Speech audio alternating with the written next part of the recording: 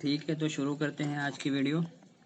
Exercise number 1.3 question number 3 है, दर्ज झेल हमजाद मसावाते क्रामर के उसूल का इस्तेमाल करके हल कीजिए। दो इक्वेशंस है, 3x minus 4y is equal to 10। Second equation है 4x plus 3y is equal to 5। दोनों इक्वेशन को एक के नीचे एक उतार लेंगे और क्रामर का रूल जब भी हम सॉल्व करेंगे उसमें देखने का x और y इक्वल के इस साइड होना चाहिए और कोई भी जो नंबर है वो इक्वल के इस साइड होना चाहिए, तब हम उसको सॉल्व करेंगे। इसमें तो सब बराबर दिया हुआ है, स्टैंडर्ड फॉर्म में है, तो डायरेक्ट हम इसको सॉल्व करेंगे। तो d निकालेंगे, dx निकालेंगे, उसके बाद फिर हम dy निकालेंगे। तो d निकालने के लिए बहुत आसान है, शुरू के 4 नंबर्स हम देख लेंगे, इसको ऐसा छुपा लेंगे। क्या दिख रहा है शुरू में? 3 4 माइनस 4 और 3, तो यहाँ पे क्या आ जाएगा? 3 4 माइनस 4 और 3, ये हो गया d का। अब बारी आई dx की। dx निकालने के लिए x को छुपा देंगे हम और पहले कोने वाला लिखेंगे फिर ये वाला लिखेंगे। x को छुपा लिए, कोने वाला लिखेंगे फिर ये वाला। तो यहाँ पे क्या है सबसे कोने में? 10 और 5 और x इसके बदले क्या आ जाएगा? -4 और यहाँ पे क्या आएगा? 3। अब आते हैं y के लिए क्या करेंगे? y को ऐसा छुपा लेंगे, क्या बचा? 3 4 और 10 5।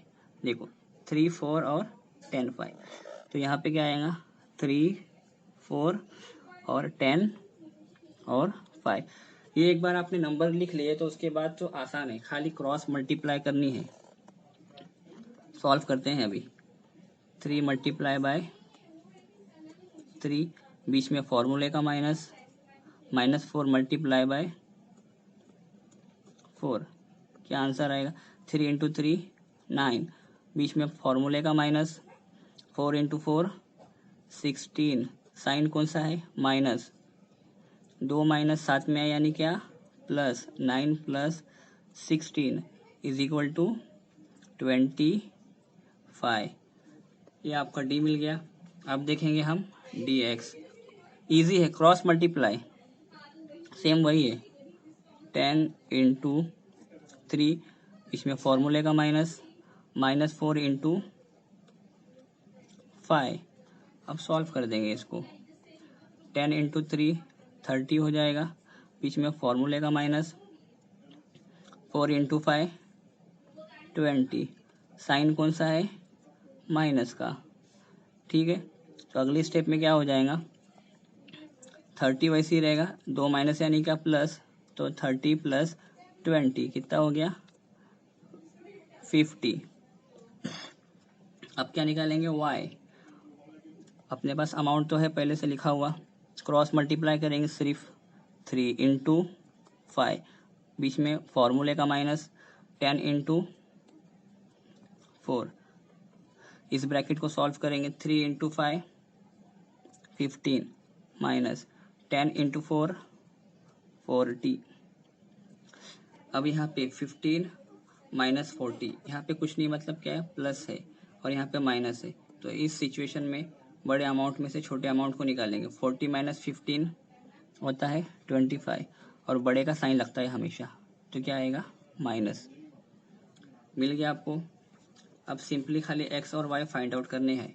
उसके एक फॉर्मूला है, क्या है? dx by d। ठीक है, dx कितना है आपका? dx अभी निकाले हमने, कितना आया है? 50 यानी 50, यहाँ पे लिख लिए। और d कितना आया है? d आया है 25, तो डिवाइड में 25 को 2 से मल्टीप्लाई करेंगे तो 50 मिलेगा, तो क्या आंसर आ गया? 2। अब निकालेंगे y का फॉर्मूला क्या है? dy by d। तो dy कितना आया है हमारा? dy आया है -25, तो यहाँ पे क्या आ जाएगा? -25। d कितना है? 25 कैंसल, क्या बचा? खाली कुछ नहीं, मतलब 1 यानी 1, तो यहाँ पे क्या आएगा? -1। लास्ट में आंसर लिख देंगे। x is equal to 2, y is equal to -1। ये हो गया आपका ये सब। ठीक है, तो अभी क्वेश्चन नंबर 2 करते हैं। 4x plus 3y minus 4 is equal to 0, ये फर्स्ट इक्वेशन है। सेकेंड है 6x is equal to 8 minus 5y। तो पहले मैंने बताया लास्ट क्वेश्चन में कि हम x और y को एक साइड लेके आएंगे और जो भी नंबर रहेगा उसको अलग साइड लेके जाएंगे। तो 4x का 4x आ गया, 3y का 3y, ये -4 इक्वल के उस साइड जाएगा तो क्या बनेगा 4। तो इक्वेशन नंबर 1 बन गई। अब यहाँ देखते हैं, 6x वैसे रहेगा, y को इधर लेके आना पड़ेगा, गिनती यानी कोई भी नंबर उस साइड रहेगा। तो 6x वैसे रहेगा, ये -5y यहाँ पे आके क्या बन जाएगा +5y is equal to 8। Equation number 2 बन गई। अब दोनों इक्वेशन को एक के नीचे एक उतार के हमें सॉल्व करना है। वही लास्ट जैसा हमने सॉल्व करे थे, d निकालेंगे, dx निकालेंगे और dy को निकालेंगे। d निकालने के लिए हमने देखे थे कि शुरुआत के हम 4 नंबर लेंगे। क्या है 4, 6 और 3 और 5। 4, 6, 3 और 5। dx के लिए हमने क्या देखे थे कि x को हम छुपा देंगे और कोने वाले नंबर लेंगे, उसके बाद फिर y वाले नंबर लेंगे। कोने में क्या है 4, 8 और यहाँ पे क्या बचा 3 और 5। अभी dy के लिए y को छुपा देंगे, जो नंबर बचते हैं वो उतार लेंगे। क्या है 4, 6 और 4, 8। 4, 6, 4, 8। अब एक बार जब नंबर मिल जाएंगे तो सॉल्व करना तो आता ही है, बहुत इजी है, खाली क्रॉस मल्टीप्लाई करते जाएंगे।